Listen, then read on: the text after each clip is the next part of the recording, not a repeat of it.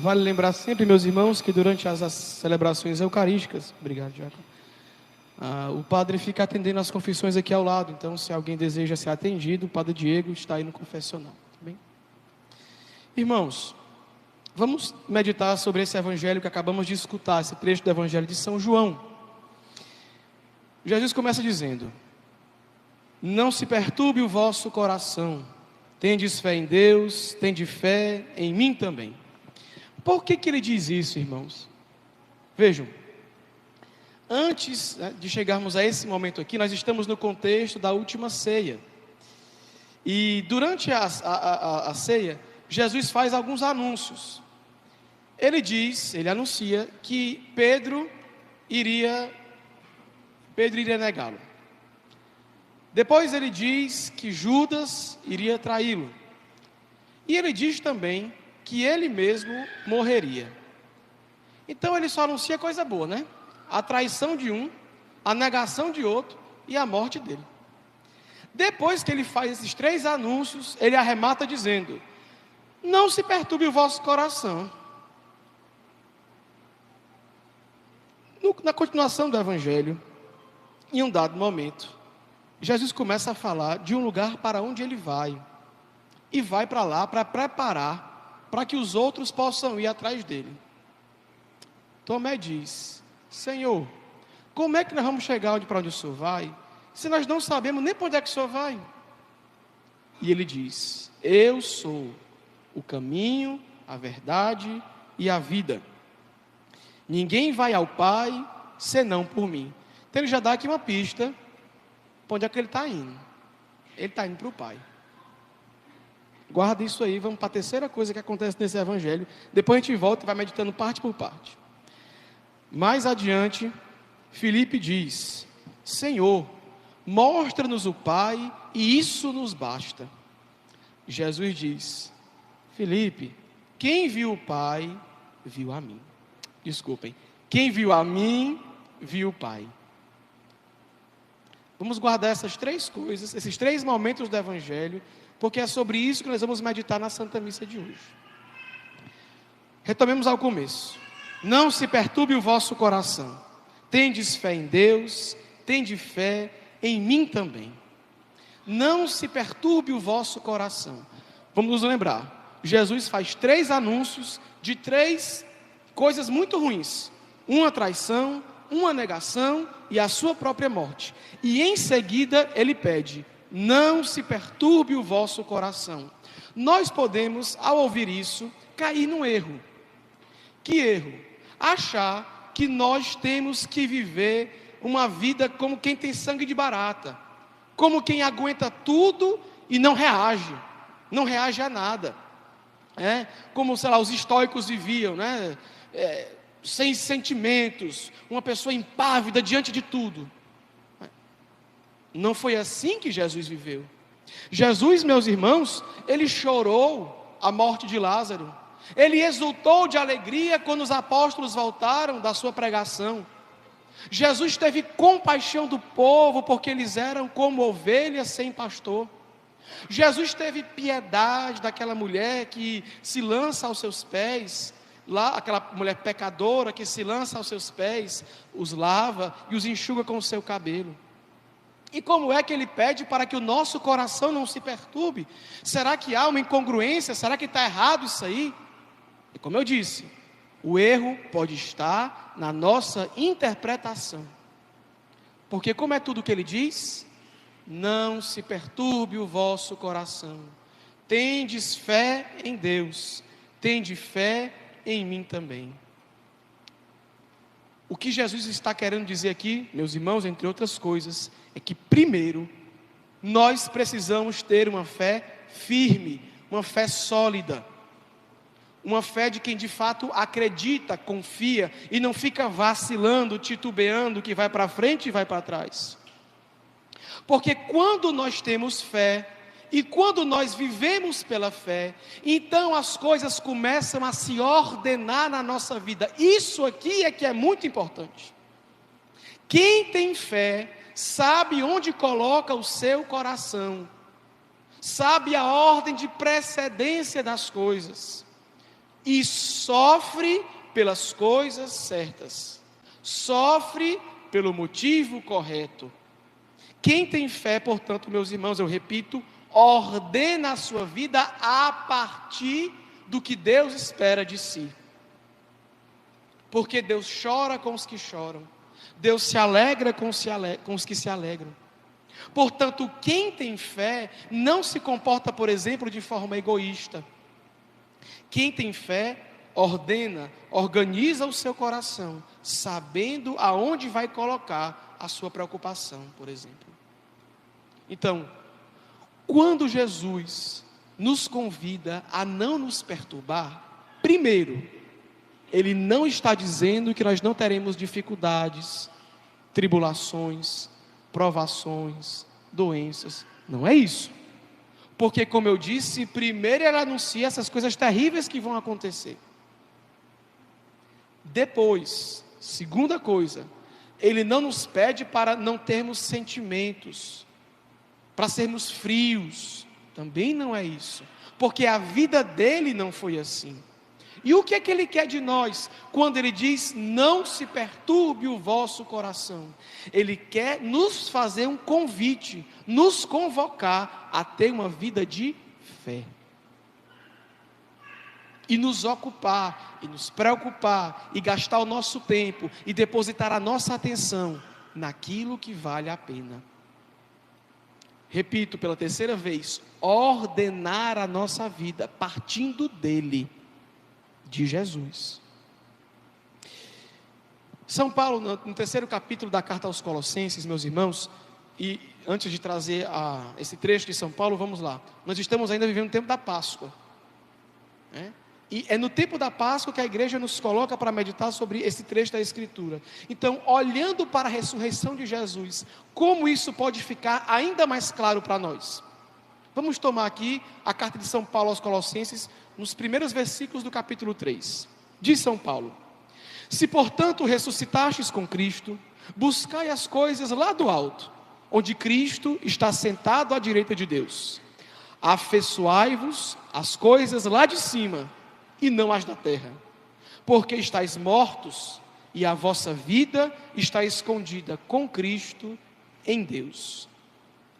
Nós, meus irmãos, que somos batizados, nós que levamos a vida dos ressuscitados, somos convidados, portanto, a nos ocupar primeiro com as coisas lá do alto, a nos afeiçoar com as coisas de cima, do céu, de Deus. Quando eu falava que nós precisamos ordenar a nossa vida, nós precisamos ordenar a nossa vida a partir do alto, nos ocupar com aquilo que vai nos fazer seguir as pegadas de Jesus, e ir para o alto, e ir para o céu, e chegar lá no Pai. Quando Jesus diz ser o caminho, é o caminho que dessa vida nos leva para Ele, dessa vida nos leva para o céu. Isso fica muito evidente porque Ele continua dizendo, né? Eu sou o caminho, a verdade e a vida. Ninguém vai ao Pai senão por mim.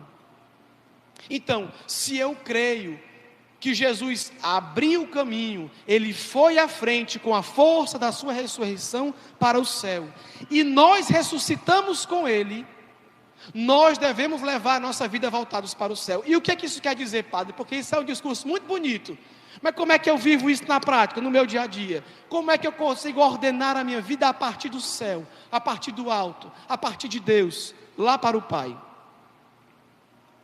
Nós temos que nos perguntar hoje nessa missa, com que é que eu me ocupo o meu dia inteiro?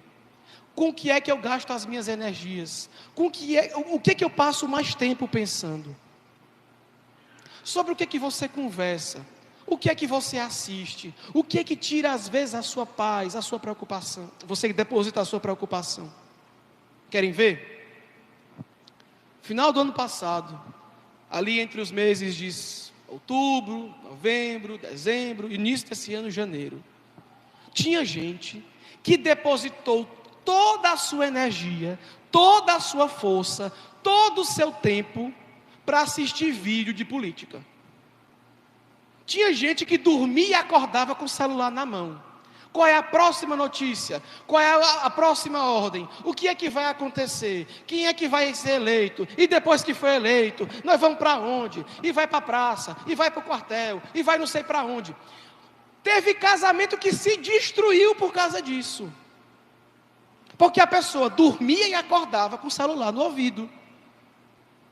Para esperar as próximas 72 horas. Porque a ordem vem não sei de quem. E não foi uma, duas, três, quatro. Foram milhões de brasileiros, de pessoas, que piraram por causa disso. Eu não estou aqui falando nem do lado direito, nem do lado esquerdo, nem do candidato que ganhou, nem do que perdeu. Eu estou dizendo de gente que tinha a sua esposa do lado, os seus filhos na sala, o seu trabalho para fazer. E a pessoa simplesmente cegou para tudo e só pensava nisso. A sua preocupação era só essa. O que vai acontecer agora? O que vai acontecer agora? E nada acontecia. Mas qual é o próximo passo? Qual é a próxima notícia? O próximo áudio? E destruiu a sua vida. E destruiu a vida da sua família. Porque depositou toda a sua esperança e todo o seu tempo nisso. Tem gente que só pensa em trabalho. Que só pensa em dinheiro. Acorda e vai dormir só com isso na cabeça. Todo o seu tempo, toda a sua energia, todo o seu gasto de inteligência, todas as suas preocupações é o que vai fazer na sua colônia, na sua fazenda, com os seus bichos, nos seus negócios. E só pensa nisso.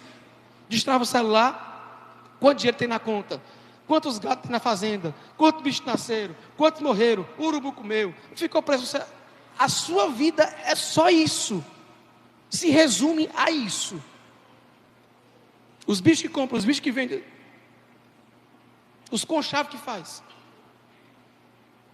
Tem gente que passa o dia inteiro preocupado com a saúde.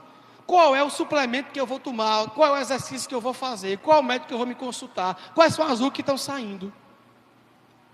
Como é que eu faço para não adoecer? Como é que eu faço para ficar mais sarado? Tem gente que deposita a sua expectativa em roupa. O que está na moda? Onde é que eu compro? Onde é que está mais barato? Eu peço pela internet, eu peço não sei de onde. Então, você gasta a sua energia, o seu tempo, a sua atenção com o quê? O que é o centro da sua vida? Resumindo, tudo isso, as coisas que eu falei, elas têm um lugar na nossa vida. Elas podem ocupar um lugar na nossa vida. Podem sim. Não são más em si. Mas se elas se tornam o centro da minha vida, aí elas me destroem. A mim e aos que estão ao meu redor. Então, se eu deposito todo o meu tempo, toda a minha energia, toda a minha atenção nas coisas da terra, as coisas da terra apodrecem e eu apodreço junto. Porque se eu cuido muito da minha saúde, uma hora eu vou perdê-la. E quando eu perdê-la, eu vou me desesperar. Se eu deposito toda a minha esperança no meu trabalho, no meu dinheiro, nos meus bens, um dia eu vou perdê-los. Ainda que seja no limite da minha vida, eu não vou poder levá-los. E quando eu perdê-los? E quando o preço do gado cai? Eu me desespero. Porque tudo que eu tenho é bicho. E eu estou falando de gado, mas pode ser o seu cargo na empresa, na prefeitura, na escola. Faz. A pessoa foi nomeada diretora da escola. A vida dela agora é aquilo. Tudo que ela tem é a direção da escola. Aí quando ela perde a direção, o que eu faço da minha vida agora? Antes de ser padre, eu fui advogado. Uma vez, um professor nosso contou que um desembargador se aposentou. Desembargador é um cargo muito alto, né? Você se torna juiz, lá dos interiores, depois você vai ascendendo, chega na capital, e depois você pode ser nomeado desembargador para um tribunal de justiça. Um cargo importante, muito influente, muito dinheiro. E ele se aposentou. Aos 75 anos, aposentadoria compulsória. Pá. No dia seguinte, a sua aposentadoria, ele se acordou, tomou o seu banho, fez a barba, arrumou a sua pasta, pôs o seu paletó e sentou-se no sofá de casa. E a partir daí, começou a cair numa profunda depressão, porque tudo que ele tinha era o seu cargo de desembargador. Ele colocou em segundo lugar sua esposa, os seus filhos, a sua mãe, a sua família, e depositou tudo na sua carreira. Ele ascendeu como um foguete ao céu.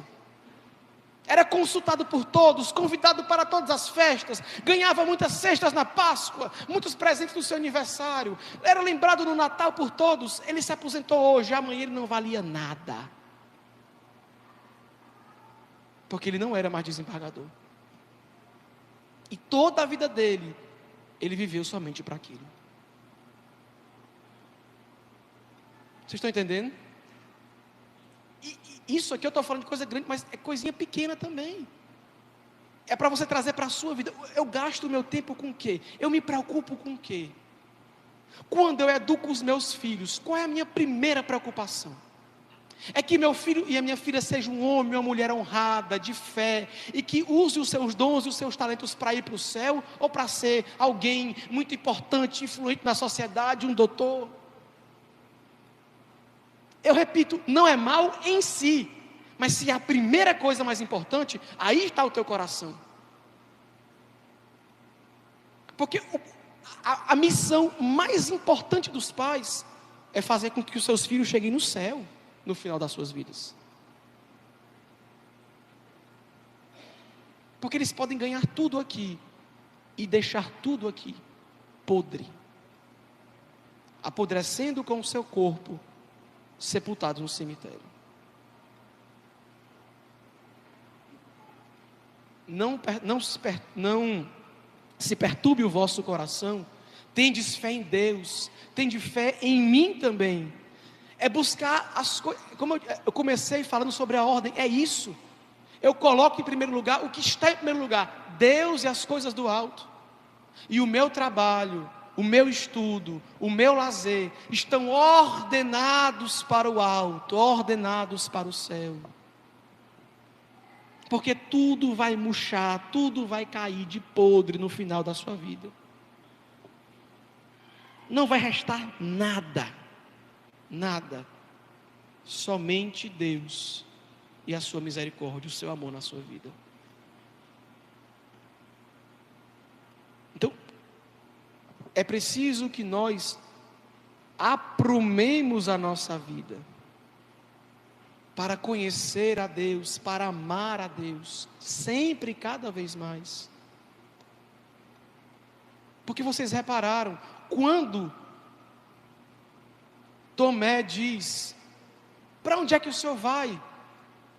Como é que nós vamos segui-lo? Eu sou o caminho, a verdade e a vida.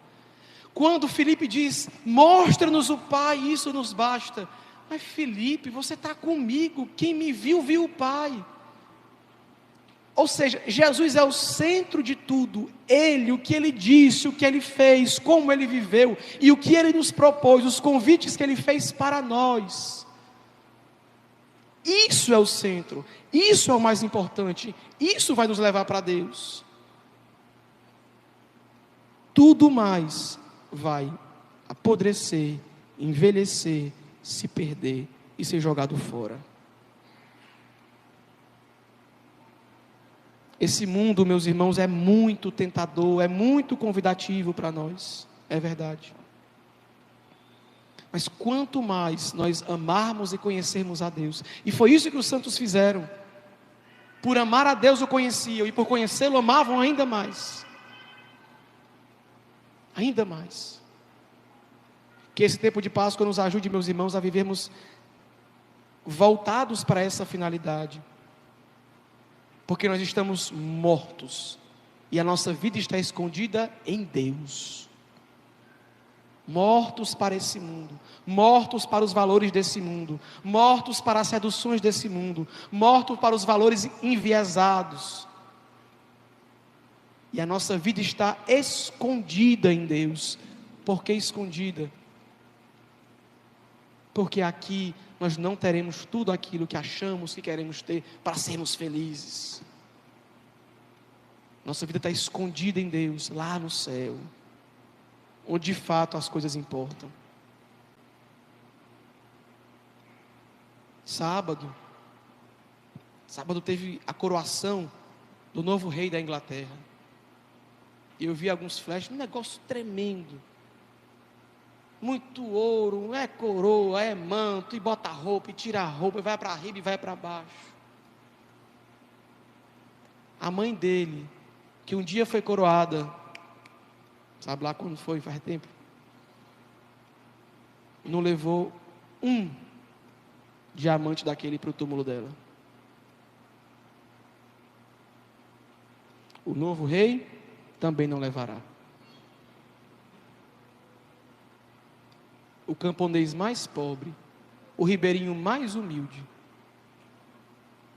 pode ser muito mais rico, se de fato ele descobre e vive a vida que ele tem escondida em Deus. Peçamos ao Senhor que essa Páscoa, que nessa Páscoa que ainda estamos vivendo, que nós aprendamos e que nós desejemos viver essa vida, a vida de Deus, a vida de Jesus, que morreu e ressuscitou, para nos dar, para que para nós fosse possível a vida verdadeira, essa vida que está escondida, mas que foi revelada por Jesus nosso Senhor. Em nome do Pai, e do Filho, e do Espírito Santo.